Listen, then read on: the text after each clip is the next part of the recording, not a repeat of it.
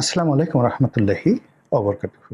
সম্মানিত দর্শক, আপনারা লক্ষ্য করছেন যে গত বেশ কিছুদিন ধরে সারা বাংলাদেশে একটার পর একটা অগ্নিকাণ্ড ঘটে যাচ্ছে।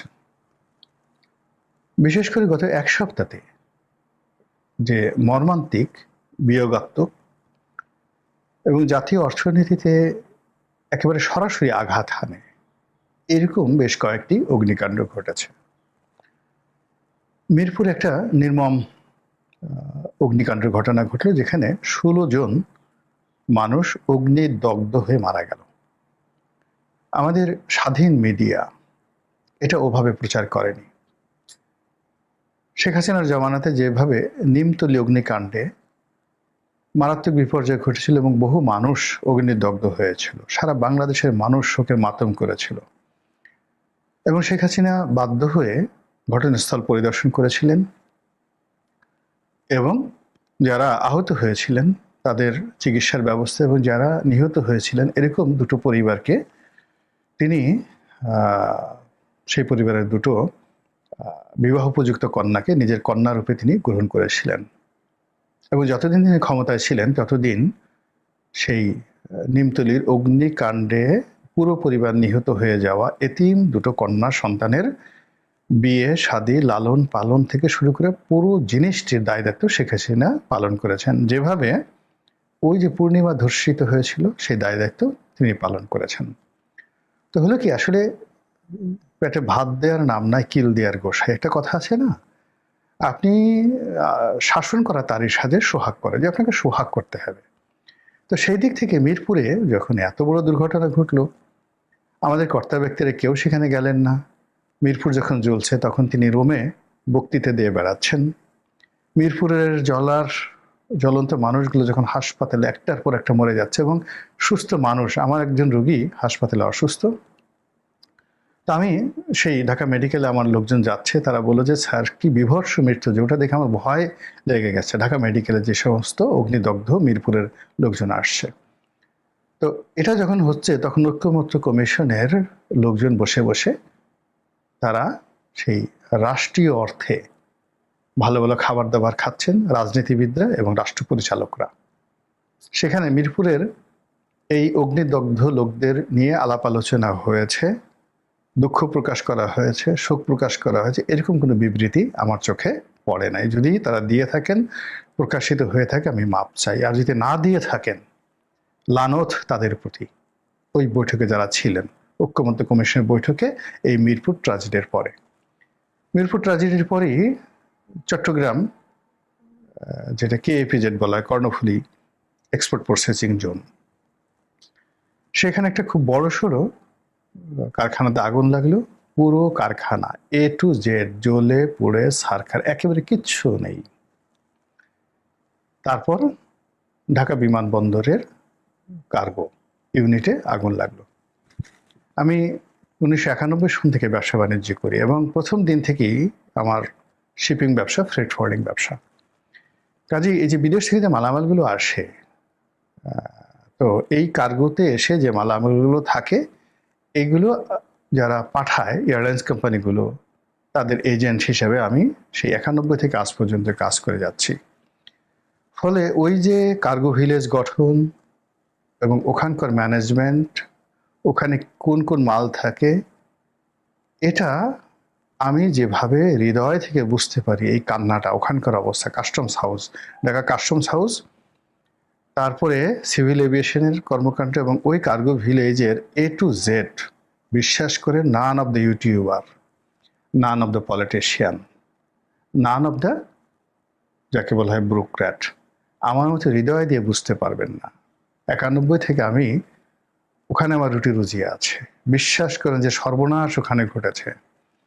আগামী 10 বছরে সেই সর্বনাশগুলো কাটিয়ে ওঠা এই যারা সেক্টরে আছেন, ওখানে লোডার আছেন, মানে প্রায় 1000 খানিক শ্রমিক আছেন যারা নিয়মিত ওখানে কাজকর্ম করেন। ওখানে মালামাল পরিবহনের দায়িত্বে নিয়োজিত ট্রান্সপোর্ট এজেন্সিগুলো আছেন, তারা ওখানে ফ্রেট ফরওয়ার্ডার, এয়ারলাইন্সের এজেন্ট, তারপরে সিএনএফ এজেন্ট, সব মিলিয়ে ওই কার্গো ভিলেজে সরাসরি মিনিমাম 10 থেকে 15,000 লোক এর সাথে জড়িত।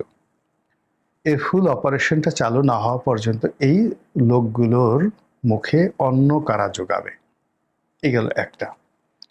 2 নম্বর হলো যে ওখানে যে সকল মালামাল আসে, কত হাজার কোটি টাকার মালামাল নষ্ট হয়ে গেছে। এটার সাথে বড় ব্যাপার হলো যে ওখানে যদি 2,000 কোটি টাকার বা 5,000 কোটি টাকার মালামাল নষ্ট হয়ে থাকে, এর সঙ্গে 50,000 কোটি টাকার ব্যবসা, প্রোডাকশন সবকিছু জড়িত।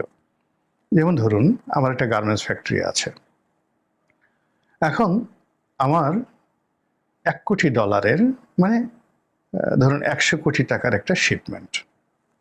তো সেই মালটা পরিপূর্ণভাবে রেডি, সব কিছু রেডি। এখন কোনো কারণে শেষ মুহূর্তে এসে বায়ার বলল এই সুতাটা পছন্দ হয়নি বা এই বাটনটা মানে বোতামটা পছন্দ হয়নি। তো কী করলাম, আমি হংকং থেকে বা চায়না থেকে বা বায়ারের পছন্দের যে জায়গা সেখান থেকে আনলাম। সেগুলোর মূল্য হয়তো 5 লাখ টাকা, নট মোর দ্যান দ্যাট।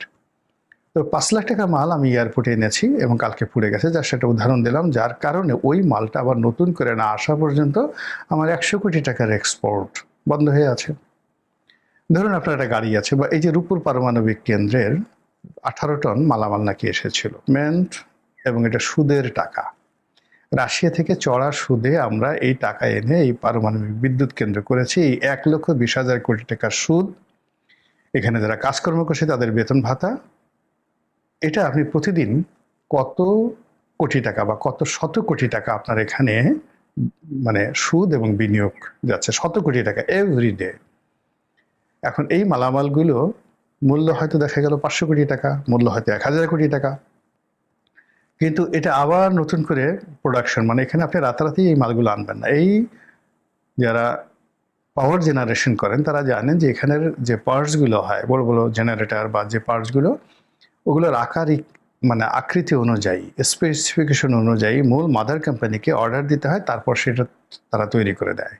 বিমানের ক্ষেত্রে একই অবস্থা। আপনি রাতারাতি অর্ডার না পেলে বোয়িং আপনার জন্য রেডিমেড, যেভাবে টয়োটা গাড়ি বানিয়ে থাকে ওভাবে আপনার জন্য একটা বোয়িং 747 রেডি করে কখনো বোয়িং কোম্পানি রাখেন। আপনি পুরনো কিনতে পারবেন অন্য দেশ থেকে, অন্য এয়ারলাইন্স থেকে, কিন্তু আপনার কাছে অর্ডার নিয়ে ওরা সেম কাজ করে। তো এই যে রূপপুর পারমাণবিক কেন্দ্রে যে ঘটনাটা ঘটলো, তাতে দেখা গেল আরও 1 বছর যদি পিছিয়ে যায়, আরও 2 বছর যদি পিছিয়ে যায় প্রকল্পটা এই অগ্নিকাণ্ডের কারণে, আমি অবাক হব না। এর কারণ হলো যে মালগুলো আমাদেরকে আবার এলসি করতে হবে, আবার তাদেরকে বলতে হবে, তারা আবার সেগুলো তৈরি করবে, বাংলাদেশে আসবে, কমিশনিং করতে হবে। পুরো সময়টা আমাদের 1,20,000 কোটি টাকা সুদ গুনতে হবে, স্টাফদের বেতন গুনতে হবে, এবং এটাকে চালু রাখার জন্য, পার্টলি চালু রাখার জন্য আমাদেরকে ফুয়েল ব্যবহার করতে হবে। কি একটা অবস্থা! তো এইরকম ধরেন এখানে হয়তো মেট্রো রেলের কিছু ছিল, এখানে হয়তো এক্সপ্রেসওয়ের কোনো কিছু ছিল, সরকার আরও গুরুত্বপূর্ণ কিছু ছিল, হয়তো বাংলাদেশ ব্যাংকের টাকাও থাকতে পারতো এখানে, টাকার ভিতরে যে সুতা আছে, গাজীপুরে যে সিকিউরিটি প্রিন্টিং প্রেস আছে, সেই জিনিসগুলো ছিল। ফলে এটা যে কি পরিমাণ ক্ষতি করেছে এবং কেন করেছে, কি করেছে, এগুলো নিয়ে যে সকল কথাবার্তা শুনতে পাচ্ছি, গা কাটা দেওয়ার মতো অবস্থা। আমরা ওই সমস্ত গুজবের দিকে না গিয়ে শুধুমাত্র দৃশ্যমানে এরকম একটা অগ্নিকাণ্ডে যে ক্ষয়ক্ষতি হলো, এই ক্ষয়ক্ষতির ফলে আগামী 10 বছর লাগবে আমাদেরকে মোটামুটি এটা স্বাভাবিক হতে। যারা এর বাইরে কথাবার্তা বলেন, বিশ্বাস করেন, তারা এই বিষয়গুলো জানে না। এখন এই যে একটার পর একটা অগ্নিকাণ্ড কেন ঘটছে, এগুলো কি ঘটানো হচ্ছে আওয়ামী লীগ ঘটাচ্ছে, আওয়ামী লীগের এজেন্ট ঘটাচ্ছে, বা সরকারকে বিব্রত করার জন্য কেউ ঘটাচ্ছে, অথবা নাটক তৈরি করার জন্য কেউ নাশকতা তৈরি করছে? ঘটনা যাই হোক না কেন, যদি এরকম কিছু হয়ে থাকে তার দায় দায়িত্ব তো সরকারকে বহন করতে হবে, যারা রাষ্ট্র পরিচালনা করছে। এটার দায় এড়ানোর কোনো সুযোগ নেই। যদি আজকে কার্গো ভিলেজে এই ঘটনা ঘটলো, কালকে যদি বিমানের হ্যাঙ্গারে এই ঘটনা ঘটে, এবং আপনি জানেন যে ঢাকা এয়ারপোর্টে বিমানের হ্যাঙ্গার মানে যেখানে এই বিমান মেরামত হয়, ওখানে বেশ কয়েকটি বিমানের হ্যাঙ্গার রয়েছে, সেখানে এই ঘটনা অগ্নিকাণ্ড ঘটতে পারে। আচ্ছা, আমাদের ঢাকা ক্যান্টনমেন্টের পাশে কুর্মিটোলাতে এরকম একটা বিমানের হ্যাঙ্গার আছে, যেখানে প্রাইভেট ফ্লাইং হয়, তার সাথে সাথে কিছু মানে এয়ারফোর্সের কিছু বিমান রয়েছে, যদি সেখানে সেই ঘটনা ঘটে, এবং একটু অদূরেই যারা বিমানবন্দরে গেছেন দেখবেন ওখানে কতগুলো সামরিক প্লেন সামরিক বিমান ওখানে সবসময় ল্যান্ডিং করা থাকে, ওটা বিমান বাহিনীর। ওখানে যদি এই ঘটনা ঘটে, এবং ওটার সাথেই কিন্তু ক্যান্টনমেন্টের, যাকে বলা হয় হেডকোয়ার্টার, ঢাকা সেনাবাহিনীর যে ক্যান্টনমেন্ট রয়েছে সেটার হেডকোয়ার্টার, বিমান বাহিনীর হেডকোয়ার্টার, এমনকি নেভাল একটু কাছে আগালি নেভাল হেডকোয়ার্টার। তো ওইরকম একটা বিমানে যদি আগুন লাগে, সেই আগুনটা ক্যান্টনমেন্টে ছড়িয়ে যায়, সেখান থেকে যদি আরো বড় কিছু হয়, কি বলবেন বলেন আপনি? কি নিয়ে আমরা খেলছি, কি নিয়ে আমরা, যদি নাশকতা হয়ে থাকে, এটা আমাদের একেবারে, আজরায়েল যদি এসে আপনার হলকমে চাপ দেয়, হলকমে চাপ দেওয়ার পরে তখন যদি আপনি আর একটা বিয়ে করার কথা চিন্তা করেন, ঠিক সেই সময়টাতে আপনাকে লোকজন যেভাবে নির্বোধ বলবে, একই অবস্থাতে বিমানের কার্গো হাউজে যে নাশকতা হয়েছে বা অগ্নিকাণ্ড ঘটেছে, এটাকে তুচ্ছ তাচ্ছিল্য করা মানেই, অ্যাভয়েড করা মানে, বিকল্প কথাবার্তা বলা মানে, ঠিক ওইরকম আপনার হলকমে আজরায়েল চেপে ধরেছে, বাট আপনি এখনো স্বপ্ন দেখছেন, আপনি এখনো বিয়ের স্বপ্ন দেখছেন, আপনি এখনো বাসরের স্বপ্ন দেখছেন, আপনার এরকম একটা অবস্থা। দ্বিতীয়ত, যদি এটা নাটক না হয়, নাশকতা না হয়, কোনো পক্ষ না ঘটে থাকে, এটা যদি ন্যাচারালি এই অগ্নিকাণ্ডগুলো ঘটে, আমি নিশ্চিতভাবে বলতে পারি আসমানের মালিক রাগ করেছেন। এটা প্রকৃতির অভিশাপ। আমাদের জাতীয় জীবনে যে কটি বিপর্যয় ঘটেছে, সবগুলো বিপর্যয়ের আগে এরকম অগ্নিকাণ্ড, একটার পর একটা অগ্নিকাণ্ড ঘটিয়ে আল্লাহ রাব্বুল আলামিন আমাদেরকে সতর্ক করার চেষ্টা করেছেন। আফসোস আমরা সেই সতর্ক না হয়ে কেবলই অপরাধ করে গেছি। আদমজি জুট মিলে আগুন লাগলো পাকিস্তান জামানাতে, তখন যুক্তফ্রন্টের সরকার সতর্ক হলো না, খালি নিজেরা মারামারি করে। পার্লামেন্টের মধ্যে ডেপুটি স্পিকার শাহেদ আলীকে পিটিয়ে মেরে ফেলা হলো। আজ সেই এ প্রধানমন্ত্রী হয়, কাল এ প্রধানমন্ত্রী হয়, একটার পর একটা গন্ডগোল। এর মধ্যে একেবারে প্রথমে পাটের গুদামে আগুন লাগে কন্টিনিউয়াসলি, নারায়ণগঞ্জের পাটের গুদামে আগুন লাগে, বিভিন্ন শিল্প কলকারখানায় আগুন লাগে। এরপর সর্বশেষ সবচেয়ে মারাত্মক যে আগুনটা লাগলো, সে আগুনটা লাগলো আদমজি জুট মিলে।